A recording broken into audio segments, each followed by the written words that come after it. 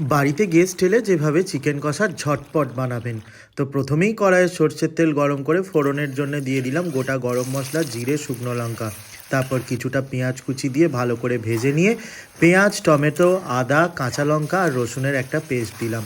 ভালো করে মশলাটাকে কষিয়ে নিয়ে দিয়ে দিলাম চিকেনটাকে, দিয়ে ভালো করে একটু কষিয়ে নেওয়ার পর একে একে ধনে গুঁড়ো, লঙ্কার গুঁড়ো, জিরে গুঁড়ো, হলুদ গুঁড়ো, কাশ্মীরি লঙ্কার গুঁড়ো আর পরিমাণ মতো নুন দিয়ে চিকেনটাকে আরও 10-15 মিনিট ভালো করে কষিয়ে নিতে হবে। 10-15 মিনিট ভালো করে চিকেনটাকে কষিয়ে নিয়ে এটাকে ঢাকা দিয়ে দিতে হবে 10-15 মিনিটের জন্যে। তারপর ঢাকনা খুলে ভালো করে নেড়ে চেড়ে দিয়ে আগের থেকে বেটে রাখা কাজু, পোস্ত আর চারমগজের পেস্টটাকে দিয়ে ভালো করে একটু নেড়ে চেড়ে দিয়ে মশলা ধোয়া জলটাকে দিয়ে একটু নেড়ে চেড়ে দিয়ে আবারও 5 মিনিটের জন্য ঢাকা দিয়ে দিতে হবে। ঢাকনা খুলে ধনেপাতা কুচি ছড়িয়ে জাস্ট নেড়ে চেড়ে নিলেই রেডি চিকেন কষা।